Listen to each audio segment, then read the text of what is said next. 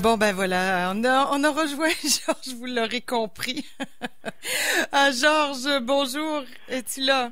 Oui, je suis là, Caro. Bon, bien, super. Georges, ce matin, notre sujet, puis on partira une chronique sur ça. On va parler de la nouvelle monnaie, l'éco-monnaie, une monnaie unique pour 15 pays des communautés économiques des États africains, de certains États africains. Tu vas nous en parler, c'est ce qui remplace, tu nous avais déjà aussi parlé du franc CFA, c'est la monnaie qui va remplacer le franc CFA. Oui, absolument. Nous avons souvent beaucoup parlé de l'Afrique, du développement de l'Afrique. Ce développement de l'Afrique aussi est rattaché à une dimension très essentielle qui relève d'ailleurs de la souveraineté de tous les États. Il y a une fonction régalienne d'un État, c'est quand même la capacité à battre de la monnaie. C'est-à-dire, nous sommes au Canada, le Canada a une monnaie qui est le dollar canadien et qui n'est pas la même chose que le dollar américain. Et que dans les échanges entre le Canada et les États-Unis, il faut prendre en ligne de compte la différence de parité dans cette monnaie. Mais en ce qui concerne l'Afrique aussi, le fameux sous-développement de l'Afrique est aussi peut-être lié à ce rapport à la monnaie, puisque l'Afrique a utilisé jusqu'aujourd'hui une monnaie coloniale, c'est-à-dire qu'aujourd'hui, dans le monde entier, il n'y a que deux zones monétaires qui utilisent une monnaie coloniale, c'est-à-dire le franc des colonies françaises d'Afrique. C'est ça que ça veut dire, et créé au lendemain de la Deuxième Guerre mondiale, en 1945. Et qui a deux grandes zones, ou trois grandes zones, on l'avait souvent dit.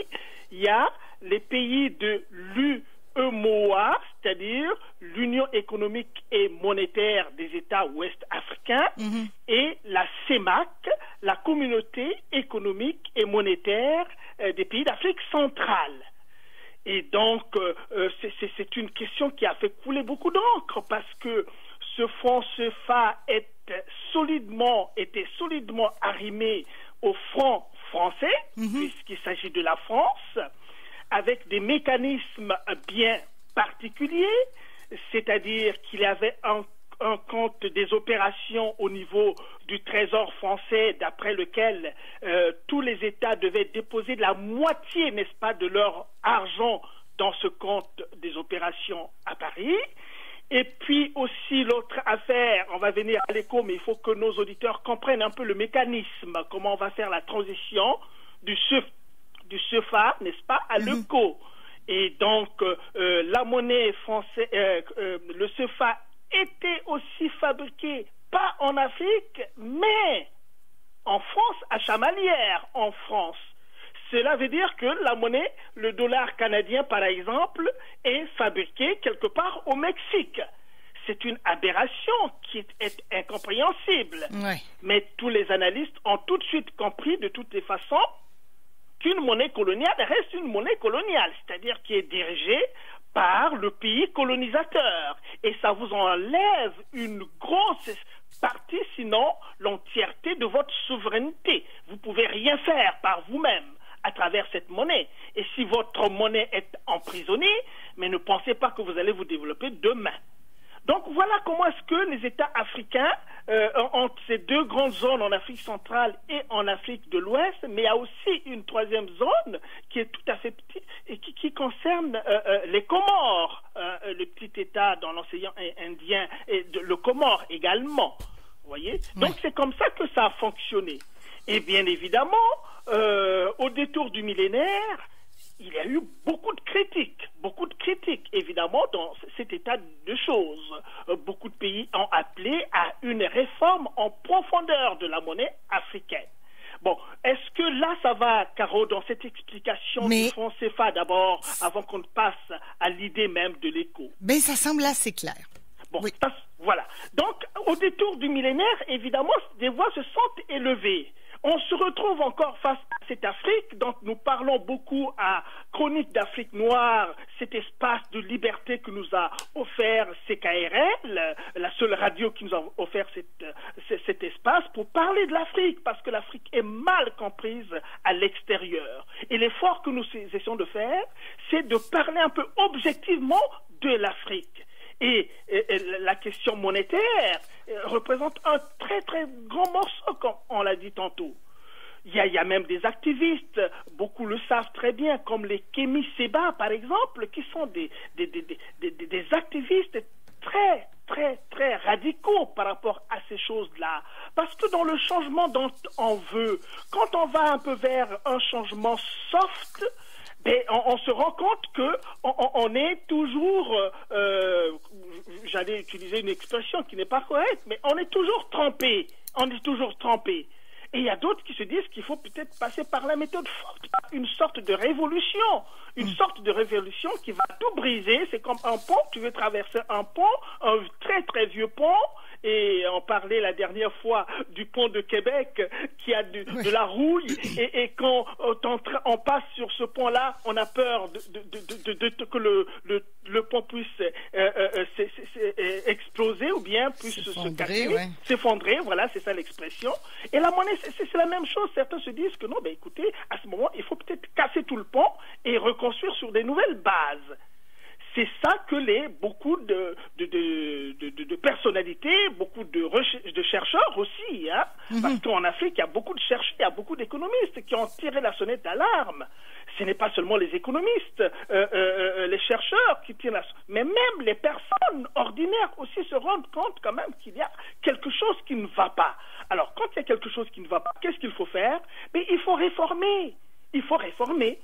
D'où, par exemple, quand on voit les pays de la CEDEAO, la communauté économique des États d'Afrique de l'Ouest, qui est une grande communauté économique des États d'Afrique de l'Ouest, qui a été créée en 1975 et qui représente, Caro, figure-toi, 356 millions d'habitants dans cette zone-là, avec un PIB de 817 milliards de dollars américains. Mais c'est tout un espace, c'est vraiment quelque chose de grandiose. Et quand on voit un espace comme ça, le rêve c'était quoi? On va penser l'intégration régionale, hein? Une intégration régionale qui doit passer par une monnaie unique. Vous voyez, dans l'Afrique de l'Ouest, il y a quand même des pays anglophones et des pays francophones. Mais c'est tout un espace. S'ils arrivent à atteindre cette intégration régionale, le projet d'ailleurs de cette création a été adopté en 1983 par exemple. Mais on n'a jamais vu le jour, ce projet n'a jamais vu le jour. Donc il y a quand même une possibilité pour cette zone de devenir la 18e puissance économique du monde. Je dis bien du monde, Caro, la 18e puissance économique du monde, devant la Turquie, devant la Suisse, devant l'Arabie Saoudite. Mais voilà, nous en sommes là. Mais pour que la fameuse réforme soit actée, on ne peut pas faire des choses n'importe comment, comme on l'a fait aujourd'hui on est en train de faire aujourd'hui avec l'ECO. C'est-à-dire que, au lieu de convoquer, n'est-ce pas, une réforme tout en profondeur avec tous les États en réformant, par exemple, tous les systèmes monétaires qui sont en ce moment en vigueur, c'est-à-dire le système de l'UEMOA, de l'Afrique de l'Ouest, rattaché au franc CFA, dans 8 pays de la zone franc. Mais il y a aussi les autres pays, il y a encore 7 autres systèmes monétaires qui sont rattachés aux pays lusophones, qui sont rattachés aux pays anglophones de cette même zone de l'Afrique de l'Ouest. Mais c'est ça qu'il faut convoquer. Or, ce qu'on trouve aujourd'hui, c'est quoi dans les changements qui sont en train de se faire et qui va se casser la figure à coup sûr? On ne voit que 2 pays, la France et la Côte d'Ivoire. On ne voit que 2 personnes, le président de la République française, Emmanuel Macron, et le président de la Côte d'Ivoire, Alassane Ouattara. C'est eux qui sont à la manœuvre. Et la contradiction dans cette affaire-là, c'est M. Ouattara qui est un fervent défenseur du franc CFA. Tout le monde l'a vu en train de défendre bec et ongle le franc CFA. Et M. Ouattara, il a été formé aux États-Unis, dans les institutions financières internationales. Il a été le directeur général ou adjoint du Fonds monétaire international. Donc c'est un monsieur du sérail et qui défendait le franc CFA. Et qui maintenant, vu un peu que les jeunes, avec les Kémy Séba et beaucoup d'autres, sont en train de bouger et pour éviter, n'est-ce pas, cette révolution en Afrique qui peut être très, très, très violente et emporter tout, eh bien, M. Ouattara est donc monté sur ce train-là de l'écho. Il est monté sur ce train, on peut dire que c'est un départ sans conviction. Donc voilà comment ça se fait. Or, la réforme qui était attendue, c'est quoi? Mais convoquez tous les pays et faites une réforme en profondeur. Quelle est la spécificité des zones anglophones en Afrique de l'Ouest et en Afrique centrale? Demain, ça va venir la même chose parce qu'en ce moment, on parle de l'écho en Afrique de l'Ouest. Mais l'Afrique centrale aussi, avec ses problèmes, est en train d'attendre puisqu'il faudra que ça s'étende là-bas.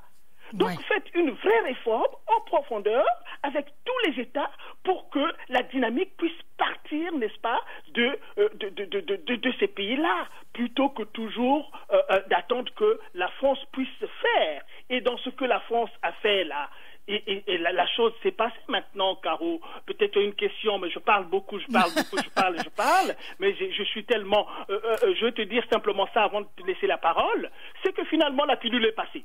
La pilule est passée le 20 mai 2020, c'est-à-dire il y a combien de jours? Nous sommes le 28, donc 28, il y a une semaine. Il y a une semaine que l'accord de coopération entre la France et les gouvernements des États membres de l'Union monétaire ouest-africaine a été acté. Donc, c'est rentré en vigueur, en quelque sorte. Oui. Alors, mais là... Bon, je n'ai pas exactement tout saisi, mais cette monnaie-là... c'est positif, c'est bien ou ça va être parce que tu parles de révolution, de réforme. Alors si c'est entré en vigueur, ce sera quoi la prochaine étape?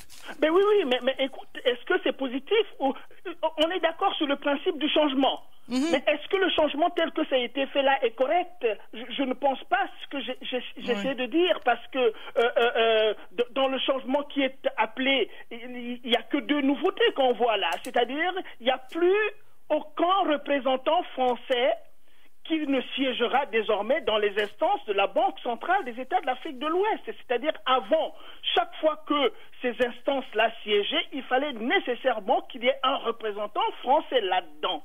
Donc, il y a un droit de regard sur les affaires monétaires de l'Afrique de l'Ouest. Ça, ils ont fait sauter cela. Il y a l'institution aussi, il y a l'autre chose qui a sauté, c'est que l'institution africaine ne déposera plus la moitié de ses réserves dans ce fameux compte dont je parlais, là. C'est-à-dire il y a eu la suppression du fameux mécanisme de compte d'opération, c'est-à-dire que les États africains ne seront plus obligés, c'est comme si le Canada est obligé, n'est-ce pas, d'aller mettre une moitié de son argent dans le trésor américain. Si évidemment la monnaie canadienne était assujettie, n'est-ce pas, à la monnaie américaine. C'est aberrant qu'un État indépendant puisse aller être obligé, je dis bien être obligé de déposer une moitié de ses fonds dans une banque étrangère. Donc ces deux choses-là, au moins, ont été enlevées. Ouais. Mais une fois qu'on a enlevé ça, mais le plus fondamental demeure. C'est-à-dire que l'écho, la fameuse monnaie, va conserver une parité fixe avec l'euro. Donc il y a toujours cet arrimage à l'euro. Ouais, c'est-à-dire, mais la France étant dans l'euro, c'est-à-dire que c'est la France qui va toujours tirer le bénéfice puisque derrière la France, il y a toute une zone africaine là, tu vois. Donc au fond, c'est des toilettages. Il y a aussi la garantie de convertibilité sera toujours assurée par Paris. Donc, il y a le cordon ombilical, il est toujours là, il n'est pas suspendu, alors que c'est les choses les plus essentielles. Et je l'ai dit tantôt aussi, la monnaie éco continuera à être fabriquée en France aussi. Donc, à mon sens, c'est des toilettages.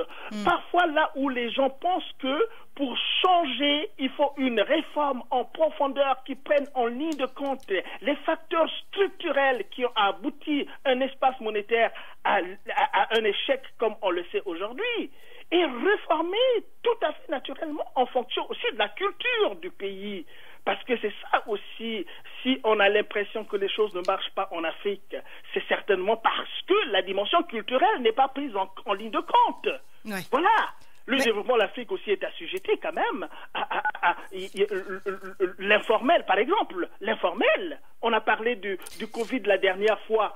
On a vu que les mesures de distanciation sociale ici abouti quand même à le confinement. Mais vous voyez, le confinement, ça a bien marché chez nous ici au Québec, ça a bien marché ailleurs. Mais est-ce que le confinement va bien marcher en Afrique? Parce que la culture africaine fait que, écoutez, les gens qui vivent sur l'informel, c'est des gens qui vivent au jour le jour. Ouais, comme on le voit en Afrique. Il faut sortir chaque matin, aller faire son petit marché, et puis ainsi de suite. Donc, si on ne prend pas en ligne de compte la culture, eh bien, on va se fracasser la figure, j'en ai la certitude. Bon, mais écoutez, on pourra s'en reparler, Georges, certainement. C'est parti pour une nouvelle série de chroniques sur l'écho. On verra, en tout cas, on va suivre l'actualité aussi de ce qui se passe un peu au jour le jour parce que ça évolue rapidement. Georges, je te remercie beaucoup. Merci, Caro, et la prochaine fois, on continue sur cette question-là. Exactement, je te remercie infiniment. On a encore plein de choses à se dire. Bonne journée. Bye-bye. Bonne journée, Caro. Bon, restez là dans quelques instants avec Chloé Bonnefoy. On fait le point sur ce qui s'est dit hier. À tout de suite.